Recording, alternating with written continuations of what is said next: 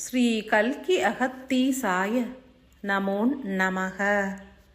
சத்குரு மகா அகத்தியர் வழங்கிய ஆயில்ய நட்சத்திர அருளுரை 25. ஈசனின் பேராற்றல்களை தொழுது மகா அகத்தியர் உரைக்கின்றேன். மனிதர்கள் யாவரும் தங்களது இயக்கத்திற்கான எரிபொருள் குறித்து பூரணமாய் உணரக்கூடிய காலம் உதித்துள்ளது. காலம் என்பது 4 யுகங்களாய் மலர்வது உண்டு. எனினும் ஒவ்வொரு காலத்திலும் 3 அங்கங்கள் உண்டு.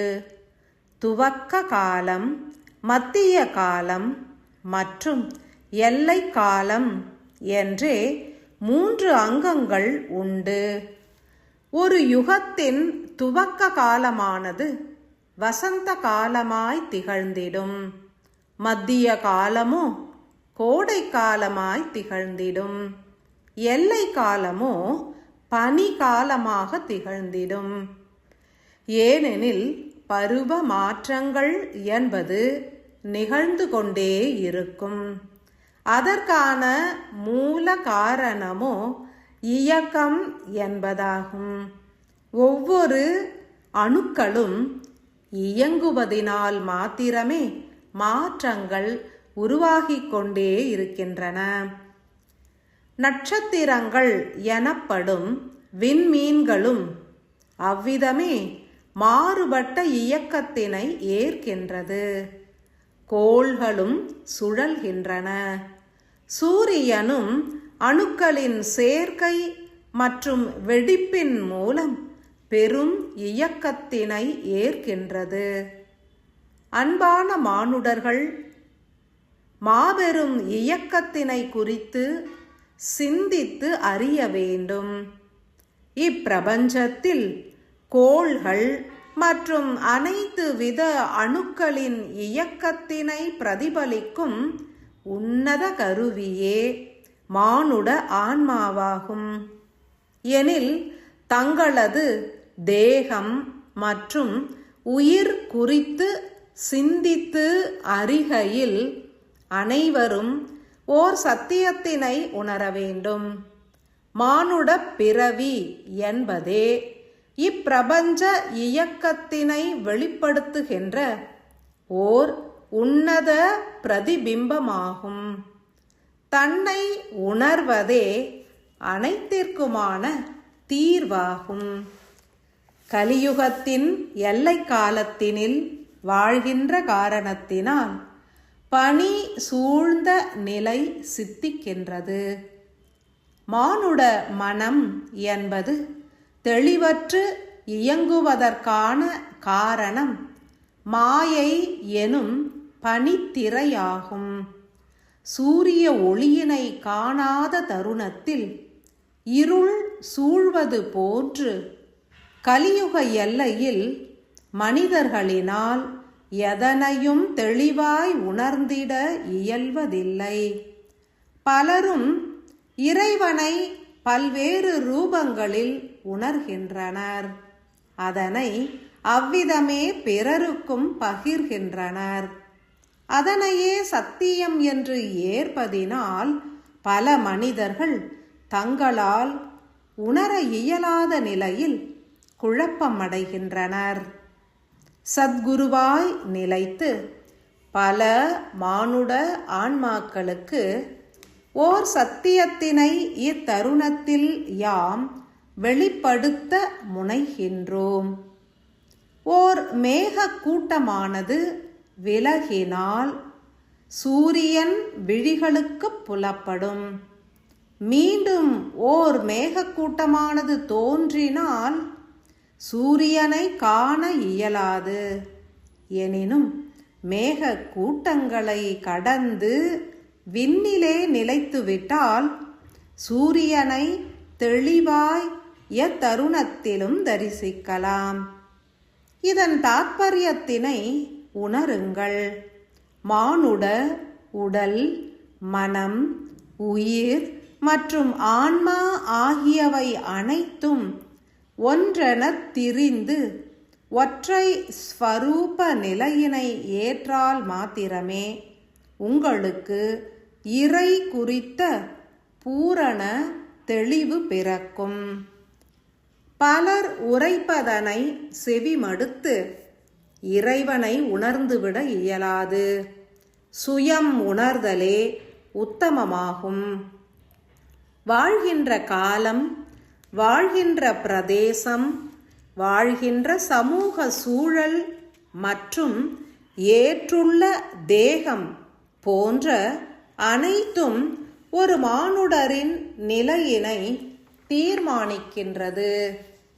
கலியுகத்தின் எல்லை எனப்படும் இக்கால அங்கத்தினில் வசிக்கின்ற மானுடர்களுக்கு யாம் ஓர் சத்தியத்தினை வெளிப்படுத்துகின்றோம். உங்களது வாழ்வு என்பது மிகவும் புனிதமானது. அதனை தீர்க்கமாய் உணர்ந்து கொள்ளுங்கள். துன்பமும் இன்பமும் உங்களது செயல்களால் உருவாவது அல்ல, இப்பிரபஞ்சத்தின் இயக்கத்தினால் உருவாகின்றது என்றே உணர வேண்டும். பேரண்டம் என்பது சதுர்யுக கால எல்லையில் தனது இயக்கத்தினை மாற்றியே அமைக்கும். பெரும் சுழல்கள் பல செயலிழந்து மறையும். புதிய மின்காந்த சுழல்கள் பலவும் பேரண்டத்தில் உருவாகும். இயக்கத்திற்கான எரிபொருட்கள் மாற்றம் அடைகின்ற காலம் இது. அதன் பொருட்டே சக்தி நிலைகளிலும் இயக்கத்திலும் மாற்றங்கள் உருவாகின்றன. ஆதிசக்தியானவர் சகல தேவிகளுடனும் இணைந்து ஒடுங்குவதற்கான மூல காரணம் என்பது பேரண்டங்களில் நிகழ்கின்ற மாற்றங்களே. புதிய மின்காந்த சுழல்கள் உருவாகும் தருணங்களில் பிரம்மாண்ட ஆற்றல்கள் வெளிப்படும். அதன் பொருட்டே சிவனாரின் இயக்கமும் மலர்கின்றது. மானுடர்கள் அனைவரும் தங்களது ஆன்மாவினால் இயங்கத் துவங்கினால் மாத்திரமே பேரண்டத்தின் பெரும் சுழல்கள் வெளிப்படுத்தும் வீரிய ஆற்றல்களை ஏற்க இயலும். எனில் என்ன அறிய இயல்கின்றது? உங்களுடைய அனைத்து விதமான சிந்தனைகள் மற்றும் இயக்கத்திற்கான மூல காரணம் பேரண்டத்தின் சுழல்களே. உங்களுடைய ஆன்மாவும் உயிரும் பெறுகின்ற ஆற்றல்களின் மூலம் என்பது அண்ட சராசர ஆற்றல்கள் என்றுணர்க. இதனை உணர வேண்டும் எனில் சூட்சம உணர்வு நிலைகளை ஏற்க வேண்டும். அனைத்தும் இறைவன் செயல் என்று ஏற்க வேண்டும் என்றே அறிவுறுத்தப்படுவதற்கான மூல காரணம் என்பது யாதெனில் பேரண்டத்தின் ஒரு சிறு துளியாக பூமியில் வசிக்கும் துளியின் துளியான மானுடரால் எதனையும் மாற்றி அமைக்க இயலாது. எனினும் ஓர் அற்புத மார்க்கம் உண்டு. உணர்ந்தால் நன்று. இப்பிரபஞ்சத்தின் இயக்கத்தினை உணர்ந்து கொள்வது என்பது எதிர்கால இயக்கத்தினை உணர்வதற்கு ஒப்பாகும். அதற்குறித்தான மார்க்கமே சாட்சி நிலை என்பதாகும். அனைவரும் அனைத்து நிலைகளிலிருந்தும் விடுபட வேண்டும் எனில் சாட்சியாய் நிலைத்து இயங்கிட முற்படுங்கள். இதனை எவரெல்லாம் வெகு தீவிரமாகவும் தீர்மானமாகவும் ஏற்கின்றனரோ அவர்கள் யாவரும் அதி உன்னத நிலையினை எய்துவர். உங்களுடைய அன்றாட இயக்க நிலையினையே சாட்சியாய் நிலைத்து கண்ணுறக் கடவது. இதனை ஓர் தீவிரமான பயிற்சியாய் அனைவரும் அவசியம் ஏற்க வேண்டும். 60 நாழிகைகள் அடங்கிய ஓர் தினமதிலே முழு விழிப்புணர்வுடன் ஓர் சாட்சியாய் நிலைத்து உங்களது எண்ணம், சொல், செயல்களை கண்காணியுங்கள். கடினமான செயலே, எனினும் தொடர் பயிற்சிகள் பலனளிக்கும். உங்களுடைய சூட்சம ரூபத்தினை உணர்ந்து இயக்கிட முற்படல் வேண்டும். உங்களது அருகினில் உங்களுடைய சூட்சம பிம்பம் நிலைப்பதாக கற்பனையில் கண்டுணர்ந்து உங்களது மனதினை அதனுள் நிலைநிறுத்த வேண்டும். உங்களுக்கு அருகில் மற்றுமோர் ரூபமாய் உங்களை கண்டுணர்ந்து அதன் செயல்பாடுகளை கண்காணியுங்கள். நீங்கள் ஒருவரோடு உரையாடுகின்றீர்கள் எனில் உங்களது மனதினை அருகில் உள்ள சாட்சி தேகத்தினில் செலுத்தி உங்களை நீங்களே கண்காணிக்க வேண்டும்.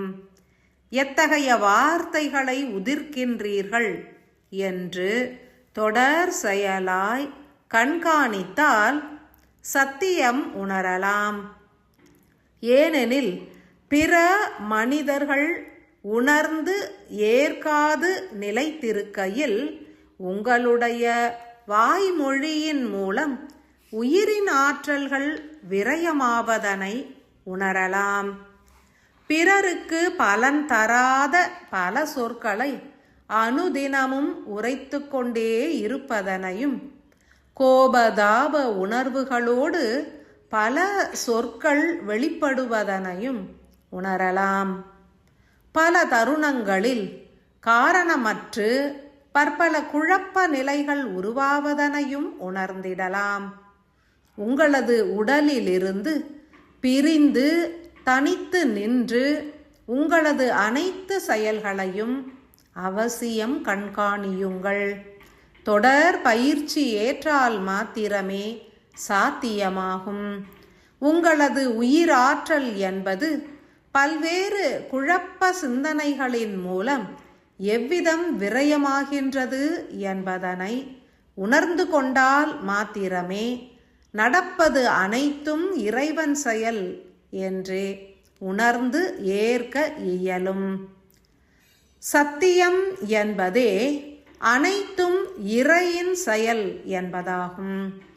அண்ட பேரண்டங்களின் இயக்கங்களே ஒவ்வொரு மனிதனின் இயக்கத்தினையும் தீர்மானிக்கின்றது எனில் முதன்மையாக உங்களிடமிருந்தே நீங்கள் விடுபட வேண்டும். விடுபட்டு நிலைத்து உங்களை நீங்களே கண்காணிக்க துவங்கினால் முழு விழிப்புணர்வு சித்திக்கும், பேரானந்தம் சித்திக்கும். தேவையற்ற பற்பல செயல்களில் ஈடுபடுவதனை உணர்ந்து நீக்கவும் இயலும். இயற்கையோடு மனம் ஒன்றத் துவங்கும். உங்களது தேகத்திலிருந்து தனித்து பிரிந்து நின்று கண்காணியுங்கள். உயிராற்றல்கள் விரயமாகும் செயல்களில் ஈடுபட்டால் உங்களது சூட்சம தேகமானது விலகி நிற்பதனை உணரலாம். புண்ணிய செயல்களை ஏற்கும் தருணம் உங்களது சாட்சி தேகமாகிய சூட்சம தேகம் உங்களது ஸ்தூல தேகத்தினை நெருங்கி நிலைப்பதனையும் உணரலாம். உதித்திட்ட ஆயில்ய நட்சத்திரத்திலிருந்து துவங்கி அடுத்த ஆயில்ய நட்சத்திரம் உதிக்கும் வரை இதனை தொடர் பயிற்சியாக ஏற்றிட்டால் பெரும் இறை சத்தியங்களை உணர இயலும். யாமும் பூரண துணை புரிந்திடுவோம். உணர கடவது. அன்பு நிறைந்த ஆசிகள்.